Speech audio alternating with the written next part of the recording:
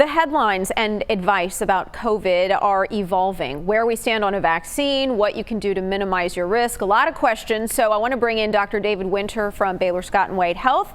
Dr. Winter, good to see you. Good to see you, Sonia. Good to be back. So can you just give us an overall picture of where things stand now? Well, the virus is still very active. In fact, it's increasing in Texas. This is the don't tell me what to do state, and that's just what's happening. The irony and the sad thing is that the virus is declining in many cities in the country, in this country, and many countries it's declining. What are they doing different? They're distancing. They're wearing a mask. They're cleaning their hands. That's the big difference. It's up to each one of us to make a difference here right now. The virus does not have to keep going up like this. It goes from person to person to person. That's how it spreads. So anytime you're in a crowd, you should assume somebody in there may have the virus and stay away. Wear a mask.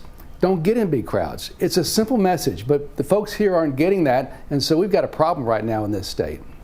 Well, I guess here's the part that maybe frustrates me the most. I have a friend who just sent me a couple of pictures from a local restaurant, and it's, you know, like a young and trendy crowd who might think, oh, well, this doesn't really affect me, or I won't like die from it, so it, you know, well, no big deal. But what do you say to those young people? Because you are seeing an uptick in younger people getting this virus, and some of them even becoming hospitalized. Well, first, young people are not bulletproof. There are some young deaths and people who have no other comorbidities, no other illnesses. So it is dangerous for them to get it. But the fact is, most folks that are young get it, have minimal symptoms or no symptoms, but they're spreading it. They're keeping the virus going. If we would quit spreading it, the virus would settle down and would eventually go away. But think about your parents, your grandparents, the elderly. Those folks are at high risk to get this virus, and if you get it and don't know it and spread it to them, you're really the vehicle for these folks' death. I mean, it's really a sad situation that people don't take responsibility for the fact that the virus could get in them and go to someone else, so I'm just going to do my own thing. We've got to think bigger right now. It's in our power to decrease this epidemic if we all cooperated. It's happened elsewhere. It could happen here, but we're not doing the right things right now. Where do things stand right now in terms of testing? I mean, I'm still talking to people who are like, Sonia, I'm waiting 8 and 10 days for test results. Meantime, it's like, oh, I've got a little runny nose, or I've got a cough. Is this COVID? Is this allergies? People are sort of like freaking themselves out.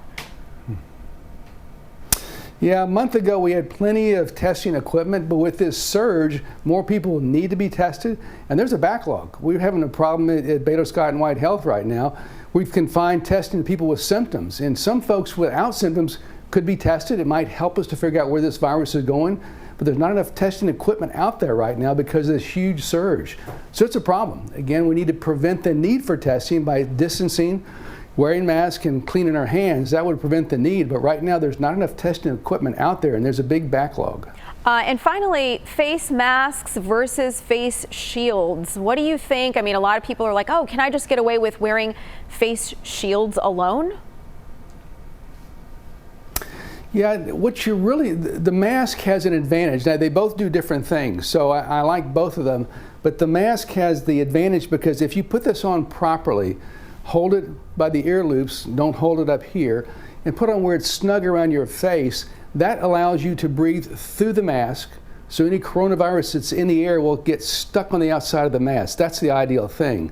Now, there's some concern you might also get the virus in your eyes, and if you do, then that can also get in your body and cause a disease. So that's what the face shield will do.